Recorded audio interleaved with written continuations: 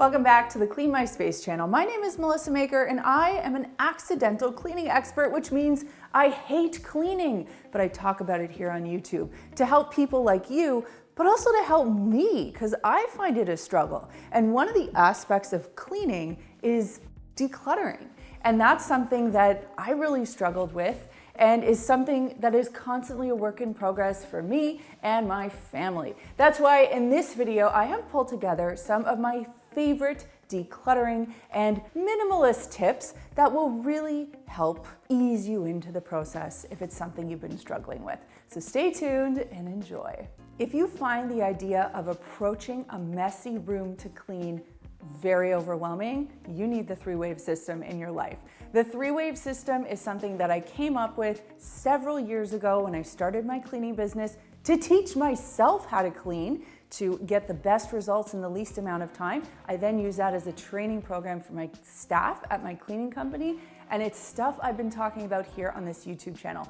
But we've condensed it all into this ebook. The ebook explains everything in detail so that it gives you confidence to go forward and clean your space. I think the fallacy with minimalism is that people think it's sort of a one-time event where you go through, you get rid of everything in your home, and now you're a minimalist. And that actually isn't the case. Minimalism, to me, is sort of an evolutionary process for each individual. Everyone takes it differently, and everyone has a different idea of what it means for them. You know, if you used to have a lot of stuff in your house, it might not feel reasonable or real for you to have very few things, but minimalism might mean that you've halved your stuff, and now you live in a much more free and airy space because that feels good for you. So all I will say is this. First of all, don't think that if you're taking this on, it has to look one certain way.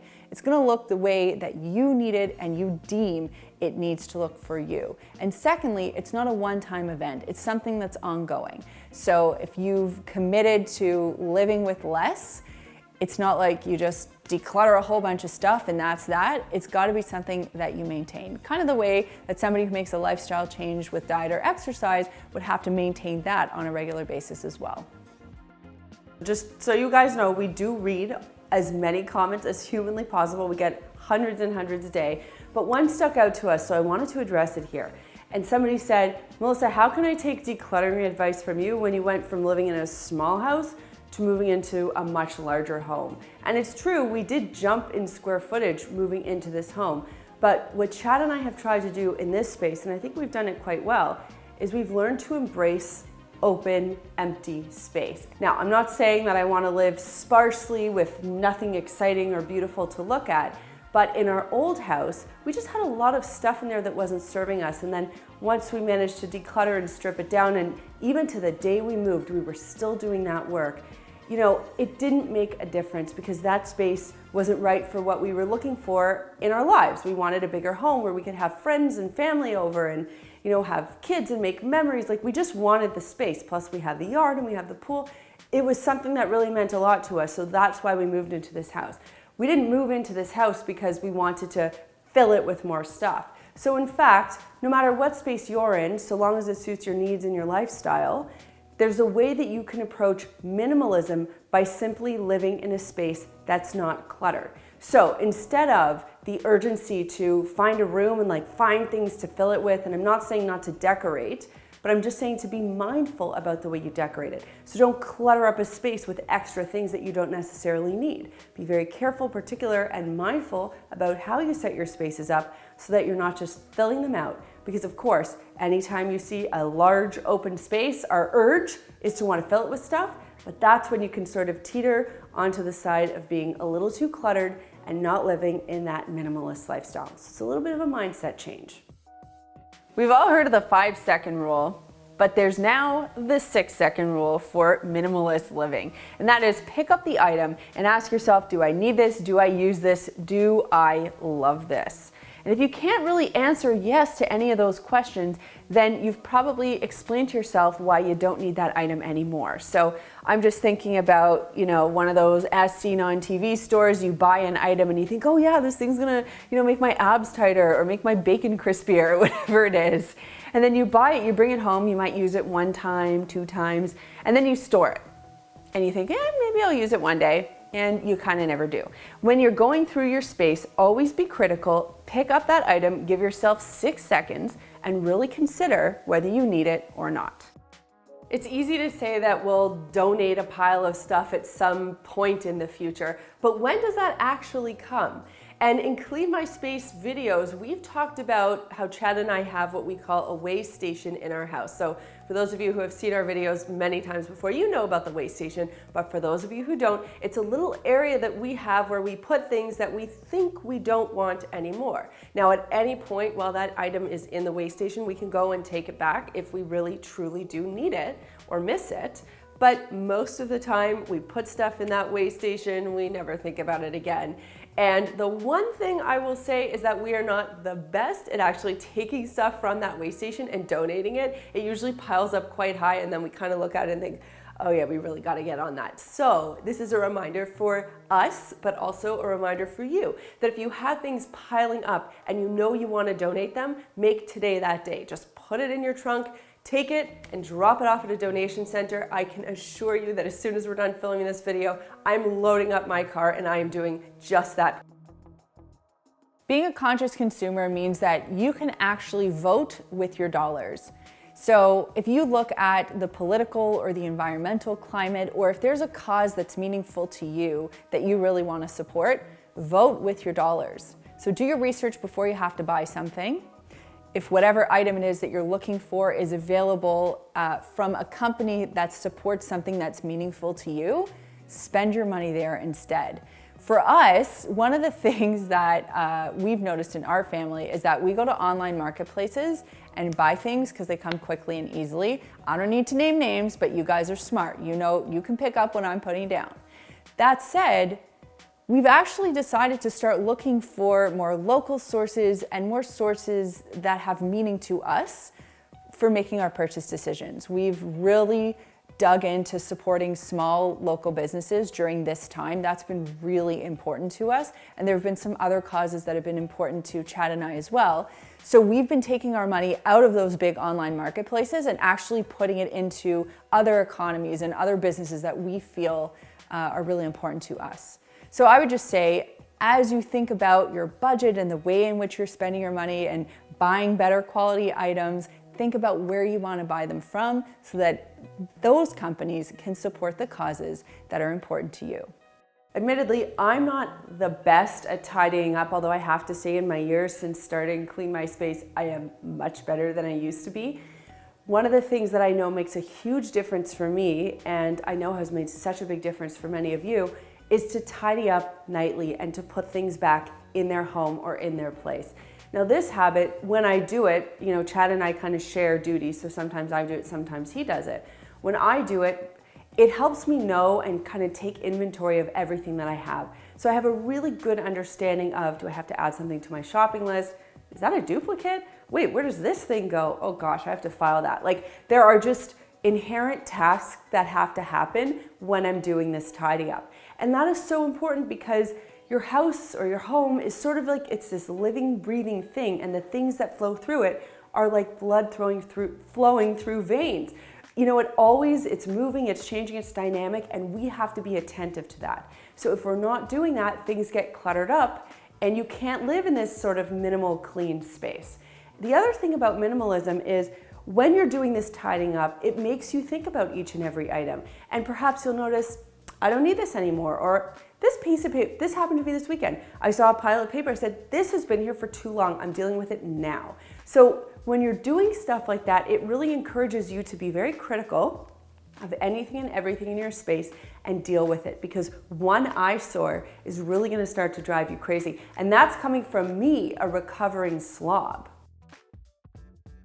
In a world where dollar stores and buying lots and lots and lots of things feels pervasive, I'm actually a big fan of buying less things that cost more so that I only need to buy them once and they're beautiful and they work and I love them. Quality over quantity and form and function. That's what I think about when I make a purchase decision. Now, growing up, I was so budget conscious and I didn't, want to spend a lot of money on something, but I've really changed my tune because I realize when I buy something that's inexpensive, not because it doesn't cost a lot, inexpensive as in the quality of the item is bad, it's poorly made, it doesn't last, and it doesn't look great.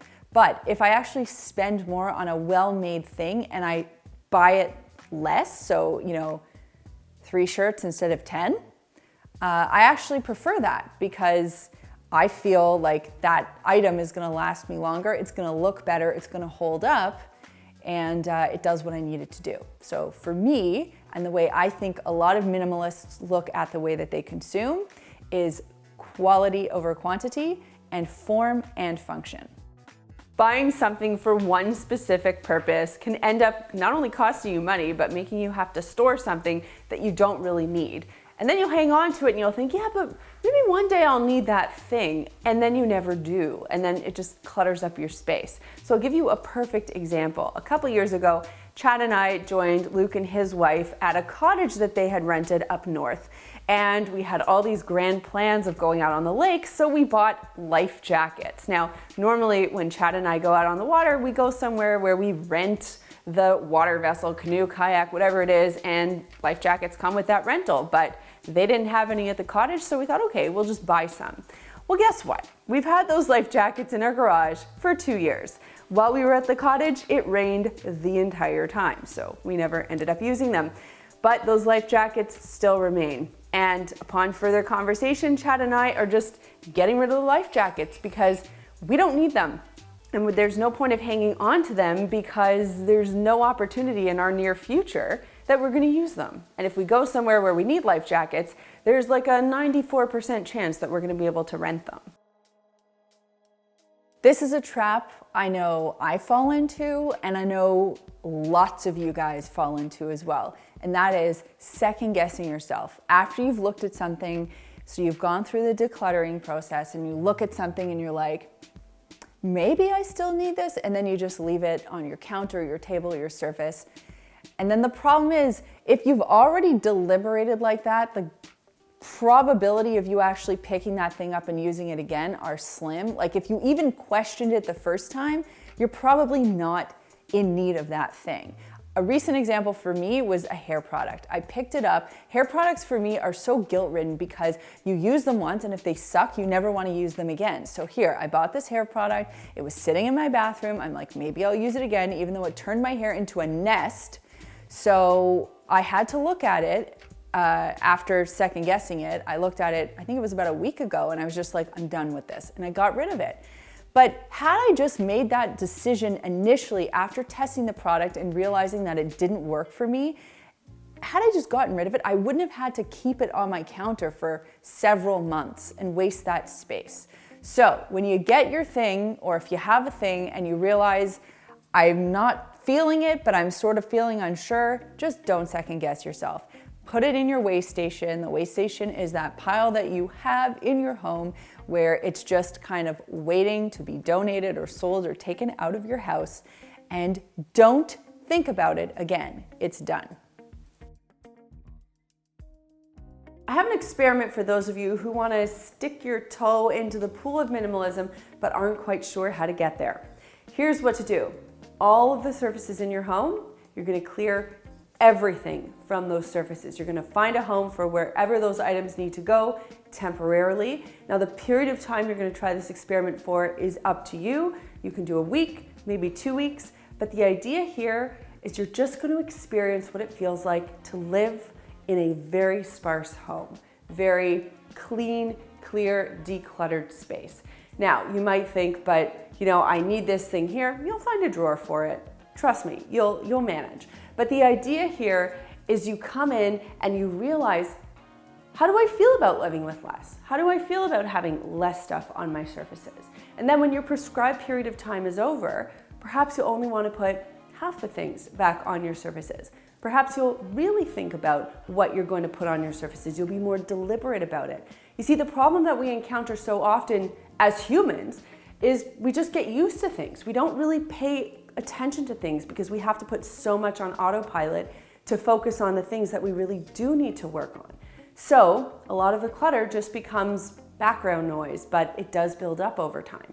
So shocking your system like this really helps you second guess everything that you have in your home. It's a great experiment to try. I've got lots of videos available for you. I've linked them down below as expansive resources on this topic, so be sure to check that out. And if you want to support the Clean My Space channel, you can do so by subscribing and of course by checking out Makers Clean, which is where we sell all of our premium cleaning tools. Thanks so much for watching, and we'll see you next time.